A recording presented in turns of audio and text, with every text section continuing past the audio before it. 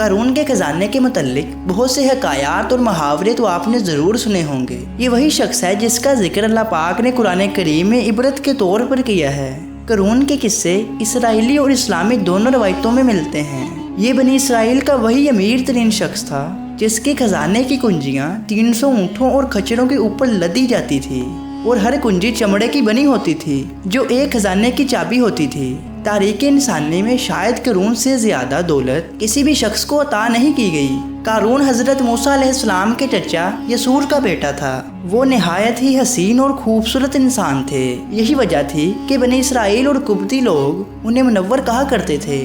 قارون جوانی میں نہایت ہی باادب بااخلاق لوگوں میں شامل کیا جاتا تھا۔ نیز تورات کا بہت بڑا عالم بھی تھا کیونکہ اس کی پرورش حضرت موسیٰ علیہ السلام کے سایہ عاطفت میں ہوئی تھی، اسی لیے وہ کتاب کا علم بھی رکھتا تھا اور اچھی آواز کا مالک بھی تھا۔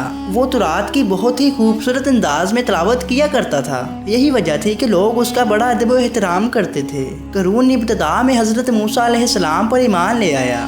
جب بنی اسرائیل کو قبطیوں کی غلامی سے نجات ملی تو وہ ان کے ساتھ مصر کو چھوڑ کر سرزمین موعود کو ہجرت کر گیا۔ وہاں اس کے حالات ایک دم سے بدل گئے اور اس کے ہاتھ میں بے شمار دولت آ گئی۔ دیکھتے ہی دیکھتے وہ اپنی قوم کا سب سے امیر شخص بن گیا، جس کا ذکر اللہ پاک نے قرآن کریم میں کچھ یوں کیا ہے: بے شک قارون موسیٰ کی قوم سے تھا، پھر اس نے قوم سے زیادتی کی۔ ہم نے اس کو اتنا خزانہ دیا جن کی کنجیاں اٹھانا ایک طاقتور جماعت پر باری تھی۔ ایک جگہ فرمایا جب اسے اس کی قوم نے کہا اتراؤ نہیں، بے شک اللہ پاک اترانے والوں کو پسند نہیں کرتا، اور جو مال تجھے اللہ پاک نے دیا ہے اس کے ذریعے آخرت میں گھر طلب کر اور دنیا سے اپنا حصہ نہ بھول، اور احسان کر جس طرح اللہ پاک نے تجھ پر احسان کیا ہے، اور زمین پر فساد نہ کر، بے شک اللہ پاک فسادیوں کو پسند نہیں کرتا۔ جب زکوٰۃ کا حکم نازل ہوا اور حضرت موسیٰ علیہ السلام نے اس سے عہد لیا تو اس نے یہ وعدہ کیا تھا کہ اپنے مال کا 1000واں حصہ زکوٰۃ کے لیے نکالے گا۔ جب اس نے اپنے مال کا حساب لگایا تو ایک بہت بڑی رقم زکوٰۃ کے لیے نکلی، لہٰذا اس کے دل میں حرص اور لالچ پیدا ہو گئی اور وہ زکوٰۃ کا منکر ہو گیا۔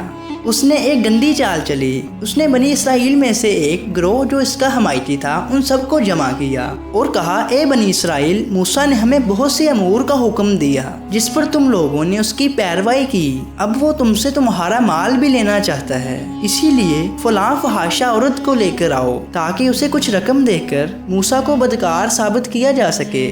قارون نے اپنی قوم کے لوگوں کو جمع کیا اور حضرت موسیٰ علیہ السلام سے پوچھا کہ زنا کی کیا سزا ہے۔ حضرت موسیٰ علیہ السلام نے کہا، جب بھی کوئی زنا کرے حالانکہ اس کی بیوی بھی ہو تو اسے سنسار کیا جائے یہاں تک کہ وہ مر جائے۔ قارون نے حضرت موسیٰ علیہ السلام سے کہا، حتیٰ کہ یہ کام آپ نے انجام دیا ہو تو تب بھی یہی سزا ہے؟ حضرت موسیٰ علیہ السلام نے کہا، ہاں، حتیٰ کہ اگر اس کام کو میں بھی انجام دوں تو یہی حکم ہے۔ قارون نے کہا کہ بنی اسرائیل کے لوگوں کا ماننا ہے کہ آپ نے فلاں فحاشہ عورت کے ساتھ زنا کیا ہے۔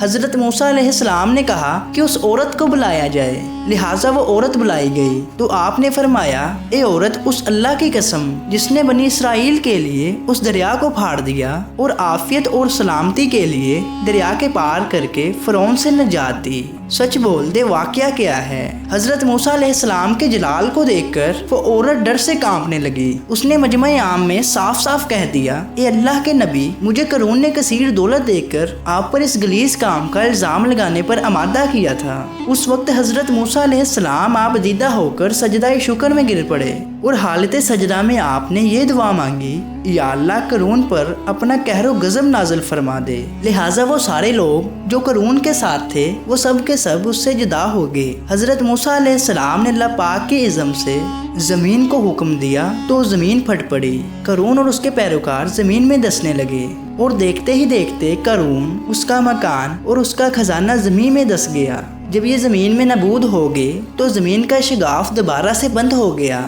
قارون کی اس دولت کے متعلق بہت ساری تاریخی حکایات نقل کیے گئے ہیں اور تا قیامت قارون اور اس کا خزانہ تمام انسانیت کے لیے نشان عبرت بنا رہے گا۔ بس اللہ پاک ہمیں اپنے بتائے ہوئے راستے اور اپنے پیارے نبی حضرت محمد صلی اللہ علیہ وآلہ وسلم کی سنتوں پر عمل کرنے کی توفیق عطا فرمائے، آمین۔ معزز ناظرین، آج کی اس مختصر ویڈیو کا اختتام ہوتا ہے یہیں پر۔ امید کرتا ہوں یہ ویڈیو آپ کو ضرور پسند آئی ہوگی۔ اور اگر ویڈیو پسند آئی ہے تو ویڈیو کو لائک کیجئے اور مزید ایسی ہی اسلامک ویڈیو دیکھنے کے لیے ہمارے چینل کو سبسکرائب کریں۔ شکریہ۔